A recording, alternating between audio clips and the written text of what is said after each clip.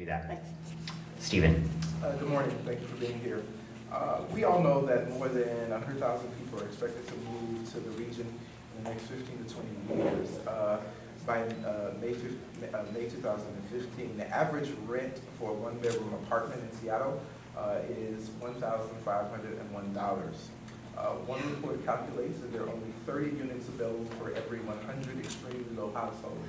What would you do to address this issue? So this is one of the key issues that brought me into this race, because the housing affordability crisis is blowing apart communities. It's pushing out people from our city, especially low-income communities, communities of color, and more marginalized communities. And we absolutely have to get ahead of this challenge. We have not been doing enough as a city. So I started my campaign with a really robust vision and deep, concrete solutions about how to solve the affordability crisis. And it's complicated. There's not a silver bullet. You can't just point to one thing that's a soundbite and say, if we do that, everything will be fine, because we all know it's complex. It's integrated into the global economy. So I've put together a platform of solutions around how do we stop the speculation that is part of increasing rents and increasing housing prices so quickly, much more quickly than is natural in a balanced economy. How do we get a lot more housing in the missing middle for middle-income folks? We could be building duplexes, backyard cottages, clustered housing, congregate housing. There's all these models of housing that work great and work in other cities, but they're basically impossible or illegal in our land use code, and we have got to remove those barriers so that we are inviting that kind of housing. And then we need a lot more money in the low-income, affordable, permanently affordable housing pipeline. And that means working with Olympia. That means freeing up surplus city and public-owned land so that it can be developed as affordable housing. It means re-looking at the math of Yesler Terrace and seeing if we can get more public affordable housing at Yesler Terrace. It means looking at new revenue sources like a capital gains tax on high earners that we can then bring into the funding for housing. It means looking at the real estate excise tax swap, and we can go deeper and deeper into layers of wonkiness about where we could get funding. But we need really creative approaches. We need this to be the priority, because this is one of the most important issues in our city. And if we don't get ahead of it, we know what happens. Our city can be hollowed out like San Francisco and the shell of its former self. If you blow creative people and people of color and low-income people out of a city, it's not a healthy society. So we absolutely have to put all our energy into solving this crisis. Jenny.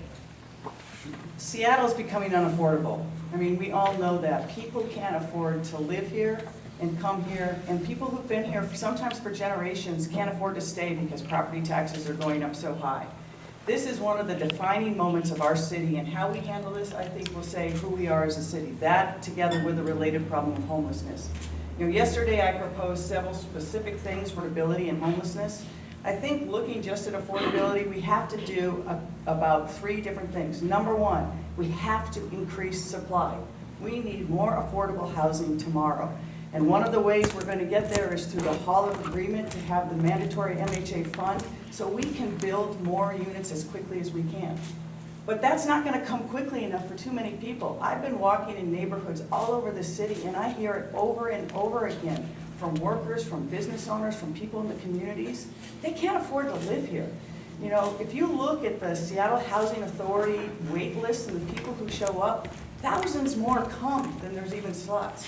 So yesterday I proposed a program that we will immediately, on my first 2 weeks in office, I will provide rent vouchers to everybody who's on the 360 people on the Seattle Housing wait list could wait for years, so that we can help them bridge that gap between what they earn and what they have to pay in rent.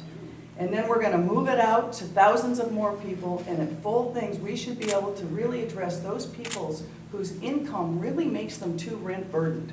You know, they are paying more in rent, and once they're done, they can't afford to live. And then the other thing we have to do is we have to preserve the affordable housing that we have. We're losing it very quickly, particularly as property taxes rise, landlords raise the rent, and people get displaced. And if you look at the data, every time rent goes up $100, many people become homeless. Well, our rents have increased hundreds of dollars in the last 6 years. So we've got to go to those landlords and say, if you keep your rents down, we'll keep your property taxes down. We're going to need to go to Olympia to do it, but I think we should. I think we have to look at more ways to finance affordable housing, so it's not just government. We need more government finance, but we gotta bring the private sector into this battle. And then the missing piece that no one talks about very much, and I try to talk about as much as I can, is we have to have economic empowerment. People need to make more money, period. And that starts with providing opportunity all the way back to pre-K, all the way through, and having real economic empowerment, because that's really the way.